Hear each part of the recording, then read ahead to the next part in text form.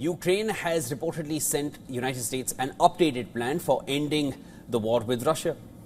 Well, this as US President Donald Trump laid it to European leaders in the latest sign of a growing transatlantic rift. A first US plan involved Ukraine surrendering land that Russia has not captured. Well, it was seen by Ukraine and its European allies as caving in to too many of Russia's hardline demands and has since been revised. A Ukrainian official told AFP that the revised plan takes into account Ukraine's vision, calling it a further proposal for adequate solutions to problematic issues. The official, however, declined to disclose the details pending the reaction of the American side.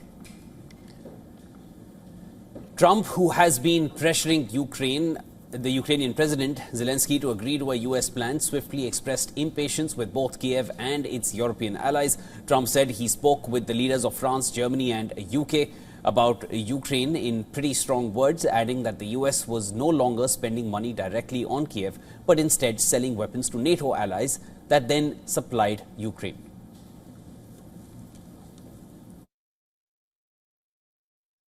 We're selling basically missiles and everything else to NATO, and NATO is paying us, and then they distribute it to who they want. I guess they're mostly distributing to Ukraine, but we're not spending money. But you know what we are? We're spending a lot of time and a lot of effort. On Monday, Ukraine's European allies put on a show of support for Zelensky as they expressed skepticism about parts of the latest US proposal to end the war. Now, Trump added that the Europeans wanted to hold fresh talks this weekend, but warned that they risked wasting time.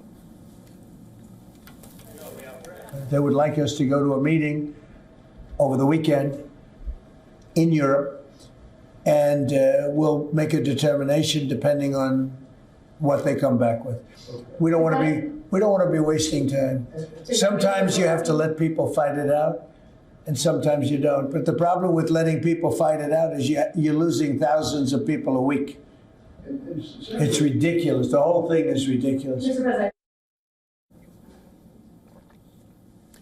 Tension remains high on the battlefield. Kiev claimed its sea drones hit and disabled a tanker involved in trading Russian oil as it sailed through Ukraine's exclusive economic zone in the Black Sea to the Russian port of Novorossiysk. The attack is the third sea drone strike in 2 weeks on part of Russia's so-called shadow fleet, which is unregulated, and a group of unregulated ships that Kiev says are helping Moscow export large quantities of oil and fund its war in Ukraine despite Western sanctions. Now, according to an official at the Security Service of Ukraine, the Russian tanker was sailing at maximum speed with its transponders off when powerful explosions hit its stern, inflicting critical damage on the vessel. However, he made no mention of possible casualties in the incident.